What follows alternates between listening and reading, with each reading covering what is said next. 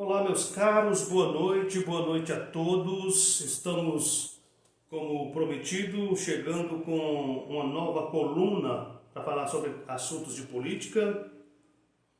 Para você que, porventura, esteja me vendo agora na tela do seu smartphone, do seu tablet, do seu computador, eu sou Luiz Valério, jornalista de política, editor do blog do Luiz Valério, editor do jornal Roraissul, que agora está com um site novo, jornalroraissul.com, e editor e responsável pelo Guia Roraima. Tudo isso faz parte do empreendimento Verbo Digital, Comunicação e Marketing. Você pode manter contato por meio do WhatsApp, que está lá no blog. Fique à vontade para tirar dúvidas. Então, como eu disse, no sábado fiz a primeira coluna falando sobre o efeito Sérgio Moro, né? Tudo que a saída de Sérgio Moro causou no governo, na política brasileira, toda a crise que se instalou. Foi a nossa primeira conversa e, como eu disse, todos os dias nós vamos conversar um pouco sobre política. Você, inclusive, pode mandar sua mensagem aqui, o seu comentário. Aliás, eu agradeço muito. Você pode compartilhar e curtir o nosso vídeo. Aliás, eu preciso que você compartilhe e curta. Mas hoje tem muitos assuntos para a gente conversar.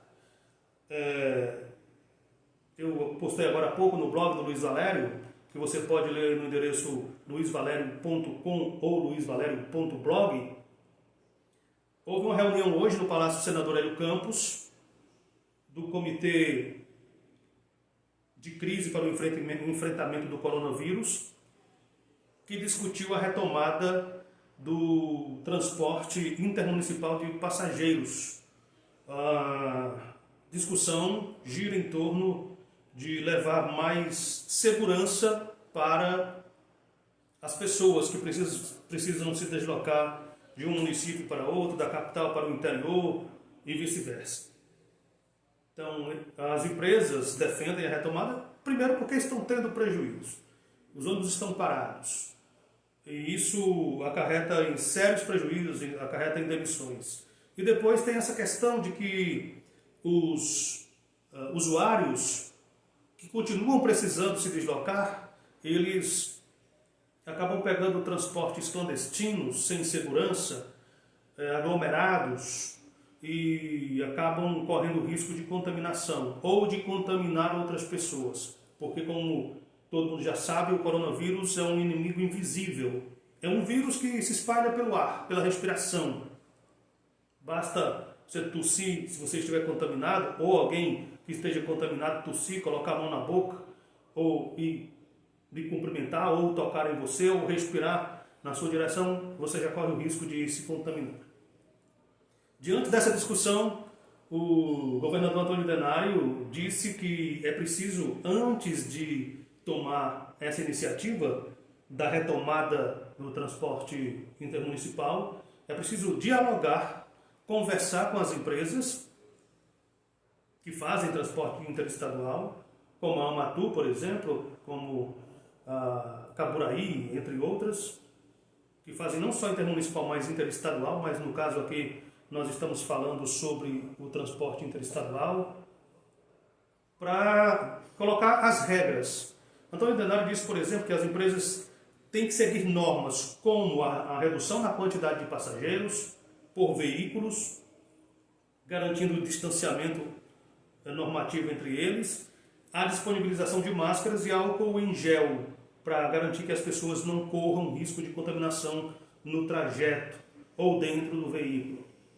O fato é que essa vai ser uma decisão muito importante, porque agora está tudo suspenso, as pessoas não estão podendo trafegar de um município para o outro, as empresas tiveram que cancelar suas linhas, suas rotas.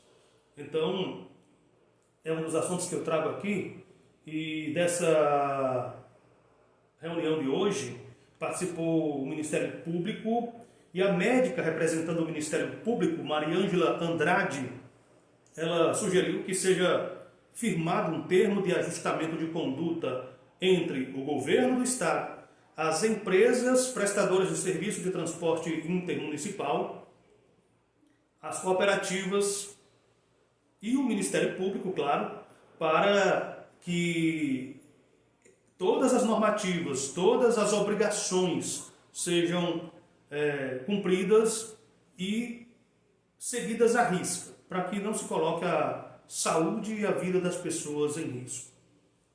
Esse é um dos temas da nossa coluna. Olha, o abraço, e como é uma conversa em rede social, eu vou ficar mandando abraço para quem está comigo. Ruth Carvalho está nos assistindo, boa noite. Gisele Alves também está comigo. Thiago Greg também acompanha a nossa live. Muitíssimo obrigado a todos vocês. Então, como eu disse, vai ser uma decisão importante que o governo vai precisar tomar. Inclusive, quando o governo e a prefeitura decretaram a impossibilidade de se continuar com o transporte intermunicipal, a classe empresarial, o presidente da Câmara de Comércio Brasil-Guiana e o presidente da Câmara de Comércio Brasil-Venezuela, juntos, numa carta de apelo, pediram que, quando a pandemia arrefecesse, se pensasse na retomada das atividades empresariais, ou algumas delas. Não por acaso, o Remídio Monay, presidente da Câmara de Comércio Brasil-Guiana, é o dono da mais conceituada empresa de transporte intermunicipal, que é a Amatur. Aí, claro que é uma decisão que não vai ser fácil, e exatamente por não ser fácil, é uma decisão importante que o governo do estado vai precisar tomar. Nós vamos acompanhar para e passo o que vai acontecer daqui para frente. Um outro assunto que eu trago na nossa live, na nossa conversa de hoje, é sobre a corrida das pessoas que precisam receber o auxílio emergencial do governo federal. Hoje, eu registrei na Caixa Econômica da Avenida João Pereira de Mello, ali no centro de Boa Vista, próximo à TV Roraima, enfim, a corrida de centenas e, por que não dizer, milhares de pessoas à Caixa Econômica, e só aquela unidade, porque eu não estou falando das outras, teve corrida em outras agências da Caixa Econômica em Boa Vista, pelo auxílio, pelo saque do auxílio emergencial.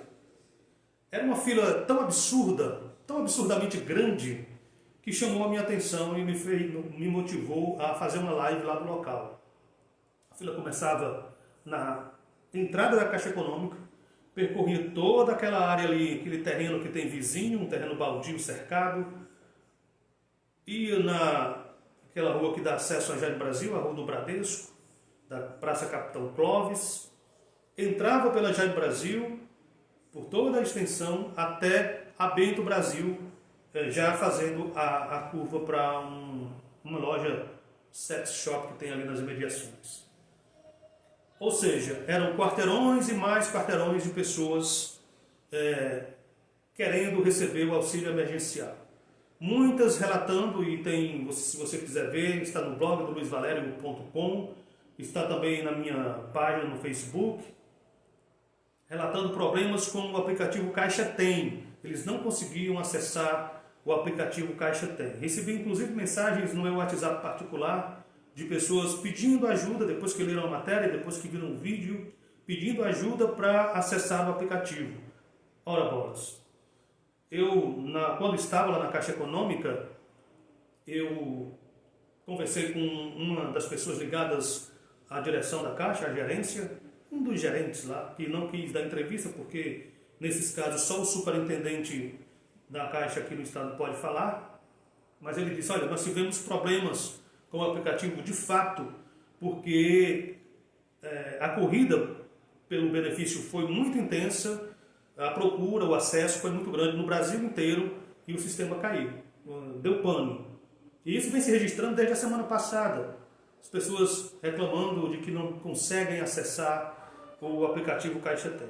Uma mulher venezuelana que estava lá na fila, inclusive mostrava, está na minha live de hoje pela manhã, mostrava o aplicativo com a mensagem de que a sessão tinha expirado. Ela tinha acabado de tentar acessar. Então o fato é que Tem muita gente necessitada, tem muita gente desesperada, porque esse auxílio emergencial é certamente, ou será certamente, a única entrada de dinheiro no mês que eles vão ter para comprar alimentos, para pagar contas, para comprar remédios. Eu entrevistei uma senhora que veio do interior, se eu não me engano, da Confiança 2 do Cantar, em busca de receber o benefício, e ela já estava com uma lista de remédios que ela precisa comprar com o dinheiro do auxílio emergencial. É uma situação assim dramática. A gente se segura para não ir às lágrimas, porque é realmente dramática. Mulheres grávidas, entrevistei uma mulher grávida que dizia que até a esta altura, prestes a parir, falta, segundo ela, está só esperando a hora, ela ainda não tem nenhuma roupinha para o bebê e não tem o que comer em casa. E está com a barriga só esperando a hora da criança nascer. Então, houve essa corrida pelo benefício aqui em Roraima, como era de se esperar. Afinal de contas, foi uma liberação de dinheiro programada para hoje. Muita gente não teve acesso. Essa senhora que veio da Confiança 2 do Cantar disse que não entendia por que ela tem cartão do cidadão, tem cartão da Caixa, mas não conseguia sacar o dinheiro. Mandaram ela na boca do caixa e ela estava no sol, uma senhora aí com mais de 60 anos. O fato é que a fila era quilométrica, era assim, chamava muita atenção. E certamente amanhã a procura vai continuar, na terça-feira a procura vai continuar. Então, no Brasil inteiro houve essa corrida de pessoas indo à Caixa Econômica. Sim, em Roraima, que a população é bem menor, foi assim. Imagina em capitais como Rio de Janeiro, São Paulo, Curitiba, Natal, João Pessoa, Pernambuco. Eu vi uma fila em Pernambuco na TV ao meio-dia. As pessoas, inclusive, dentro d'água até o tornozelo. Eu ia usar a expressão lá do Nordeste, até o mocotó, né? Até o tornozelo. Em chuva, com guarda-chuva. Isso em Recife. Aqui era o sol escaldante. Porque é tempo de chuva, mas não está chovendo aqui. Então, você, meu amigo, você, minha amiga, que está nessa situação, precisando sacar o dinheiro, precisando ter acesso aos R$600, é difícil pedir isso, né? Tenha calma. Mas amanhã, de novo, tente o aplicativo Caixa Tem, veja se está tudo ok, e aí sim você talvez possa sacar o dinheiro, possa receber. Eu desejo sorte nessa empreitada sua. Eu vou deixar o destaque nacional para o final, que são as provocações entre Sérgio Moro e entre Jair Bolsonaro e Sérgio Moro, né? Então eu vou deixar para o final. Num outro destaque local, a prefeita de Boa Vista, Tereza Surita, inaugurou hoje uma usina de geração de energia solar, energia fotovoltaica lá do Teatro Municipal.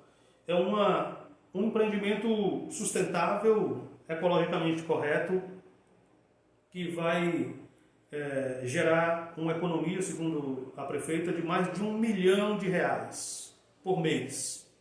Porque aquela energia vai abastecer o teatro, vai abastecer aquele equipamento de cultura municipal, mas vai sobrar muito mais energia que vai poder ser injetada na rede e vendida, por exemplo, para a Boa Vista Energia, abastecendo, quem sabe, ou para abastecer outros órgãos da administração municipal. Essa inauguração aconteceu hoje e a prefeita Tereza Surita, inclusive, postou no Twitter. Como todos nós sabemos, ela é twitteira de muito tempo, tem uma presença marcante no Twitter já há bastante tempo. Ela escreveu o seguinte, vou ler aqui na tela do meu notebook. Para uma cidade comum, com o nosso calor, temos um teatro à altura e agora com energia solar. Desconheço outro no país. E olha que legal, gente. Fizemos a primeira inauguração online de Boa Vista. Agora vamos gerar energia limpa e economizar. Em 5 anos, a obra se paga. Foi o post de comemoração e de inauguração da usina de energia fotovoltaica, ou, traduzindo, de energia solar, lá no Teatro Municipal. A primeira do país. inaugurada, a primeira do país, eu digo, inaugurada online, né, num evento, numa inauguração virtual, como essa conversa que eu estou tendo com você. Numa cidade como Roraima, que tem um sol para cada um, num estado, perdão, como Roraima, numa cidade como Boa Vista, que tem um sol para cada um, é uma expressão que a gente sempre brinca, o sol é muito intenso, a incidência de luz é muito alta, a maior do Brasil, segundo as pesquisas, gerar energia solar deveria estar na pauta de todos os gestores públicos municipais.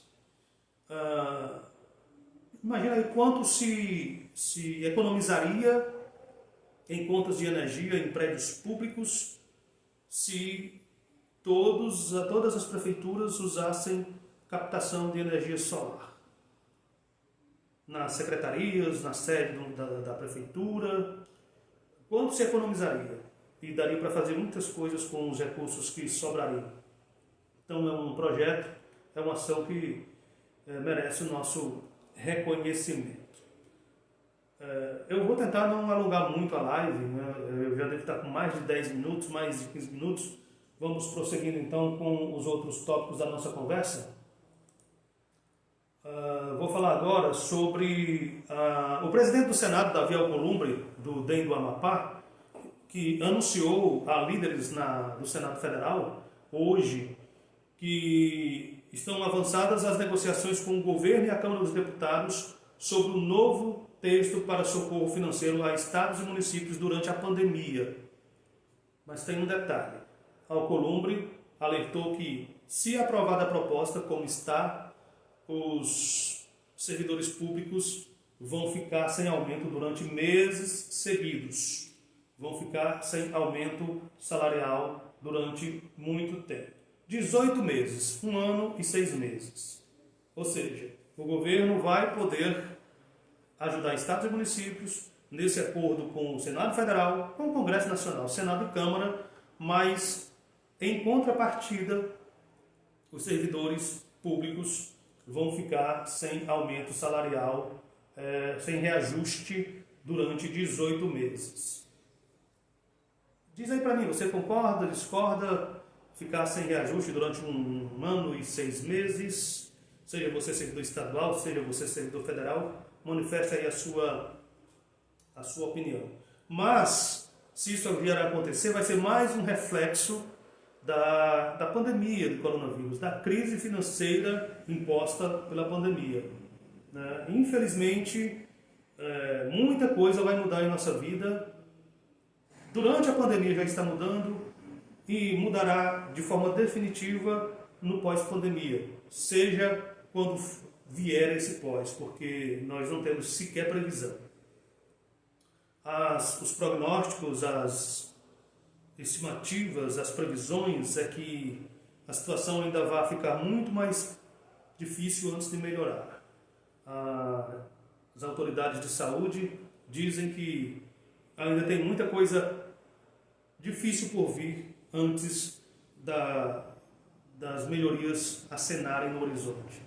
E uma dessas dificuldades pode ser essa incapacidade dos estados, municípios, do governo federal de conceder reajuste salarial para os servidores públicos por 1 ano e 6 meses, ou seja, o tempo de 18 meses. O efeito pandemia. Infelizmente, ninguém está imune, todo mundo está sofrendo de alguma forma, todo mundo está tendo aí uma mudança drástica na vida. Tem gente sofrendo de crise de ansiedade, tem gente sofrendo de crise financeira, tem gente perdendo o emprego, tem gente que vai ficar sem reajuste de salário. O efeito pandemia é terrível. O efeito pandemia é terrível.